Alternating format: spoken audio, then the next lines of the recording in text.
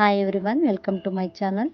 ನಾವಿವತ್ತು ರೈಸ್ ಖೀರ್ ಅಥವಾ ಅಕ್ಕಿ ಪಾಯಸ ಮಾಡೋದು ಹೇಗೆ ಅಂತ ನೋಡೋಣ ಬನ್ನಿ. ತುಂಬ ಈಸಿಯಾಗಿ ಮತ್ತು ತುಂಬ ಸುಲಭವಾಗಿ ಮಾಡೋದು ಹೇಗೆ ಅಂತ ನೋಡೋಣ.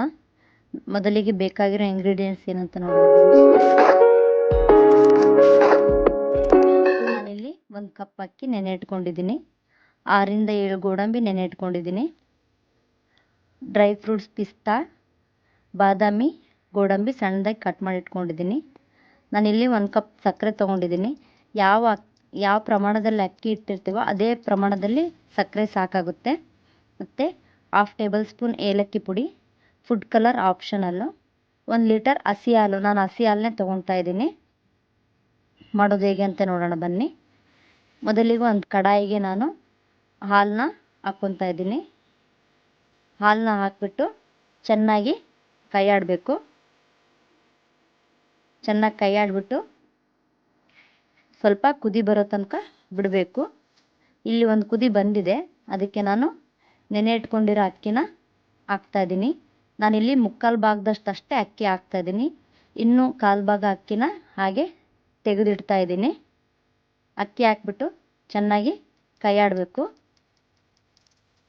ಒಂದು 5 ರಿಂದ 6 ನಿಮಿಷ ಆದಮೇಲೆ ಮತ್ತೆ ಚೆನ್ನಾಗಿ ಕೈ ಆಡಬೇಕು. ಅಕ್ಕಿ ಬೆಂದಿದೆಯಾ ಇಲ್ಲ ಅಂತ ನೀವಿಲ್ಲಿ ಒಂದು ಅಕ್ಕಿನ ಈಚಿಗ್ಬಿಟ್ಟು ನೋಡ್ಬೋದು. ಇಲ್ಲಿ 3/4 ಭಾಗ ಅಕ್ಕಿ ಬೆಂದಿದೆ. ಈ ಟೈಮಲ್ಲಿ ಲೋ ಫ್ಲೇಮ್ ಇಟ್ಬಿಟ್ಟು ನಾನಿಲ್ಲಿ ಒಂದು ಮಿಕ್ಸಿ ಜಾರಿಗೆ ಆವಾಗಲೇ ತೆಗೆದಿಟ್ಕೊಂಡಿರೋಂಥ 1/4% ಅಕ್ಕಿನ ಹಾಕ್ತಾಯಿದ್ದೀನಿ. ಮತ್ತು ನೆನೆ ಇಟ್ಕೊಂಡಿರೋ ಗೋಡಂಬಿನೂ ಹಾಕಿ ಸ್ವಲ್ಪ ನೀರು ಹಾಕಿ ನುಣ್ಣಗೆ ರುಬ್ಕೊತಾ ಇದ್ದೀನಿ. ಸ್ವಲ್ಪ ನೀರು ಹಾಕಿದರೆ ಸಾಕಾಗುತ್ತೆ. ತುಂಬ ನುಣ್ಣಗೆ ರುಬ್ಕೋಬೇಕು. ಈ ರೀತಿ ನುಣ್ಣಗೆ ರುಬ್ಬಿದ ಅಕ್ಕಿನ ನಾನು ಹಾಲಿಗೆ ಮಿಕ್ಸ್ ಮಾಡ್ತಾಯಿದ್ದೀನಿ. ಮತ್ತು ಮಿಕ್ಸಿ ಜಾರಲ್ಲಿರೋ ಅಕ್ಕಿ ಸಮೇತ ಅದಕ್ಕೆ ಸ್ವಲ್ಪ ನೀರು ಹಾಕ್ಬಿಟ್ಟು ಹಾಕ್ಕೋಬೋದು ನೀವು.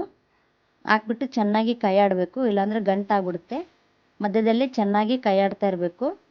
ಚೆನ್ನಾಗಿ ಕೈ ಆಡಿದ ಮೇಲೆ ಅದಕ್ಕೆ ನಾವು ಸಕ್ಕರೆನ ಆ್ಯಡ್ ಮಾಡ್ಕೋಬೇಕು. ಸಕ್ಕರೆ ಹಾಕ್ಬಿಟ್ಟು 1 ರಿಂದ 2 ನಿಮಿಷ ನೀಟಾಗಿ ಕುದಿಸ್ಕೋಬೇಕು. 1 ರಿಂದ 2 ನಿಮಿಷ ನೀಟಾಗಿ ಕುದ್ಮೇಲೆ ಅದಕ್ಕೆ ನಾನಿಲ್ಲಿ ಸ್ವಲ್ಪ ಫುಡ್ ಕಲರ್ನ ಹಾಕ್ತಾಯಿದ್ದೀನಿ. 1 ಟೇಬಲ್ ಸ್ಪೂನಷ್ಟು ನೀರಿಗೆ ಒಂದು 1 ಚಿಟಿಗೆಯಷ್ಟು ಕಲರ್ ಹಾಕ್ಬಿಟ್ಟು ಮಿಕ್ಸ್ ಮಾಡಿ ಹಾಕ್ತಾಯಿದ್ದೀನಿ. ಈ ರೀತಿ ಹಾಕ್ಬಿಟ್ಟು ನೀಟಾಗಿ ಕೈ ಆಡ್ಕೋಬೇಕು. ಕೈ ಆಡಿಬಿಟ್ಟು ಅದಕ್ಕೆ ನಾನಿಲ್ಲಿ ಡ್ರೈ ಫ್ರೂಟ್ಸ್ನ ಹಾಕ್ತಾಯಿದ್ದೀನಿ. ನಾನಿಲ್ಲಿ ಅರ್ಧ ಅಷ್ಟೇ ಡ್ರೈ ಫ್ರೂಟ್ಸ್ನ ಹಾಕ್ತಾಯಿದ್ದೀನಿ. ಇನ್ನೂ ಅರ್ಧ ಭಾಗ ತೆಗೆದಿಡ್ತಾ ಇದ್ದೀನಿ.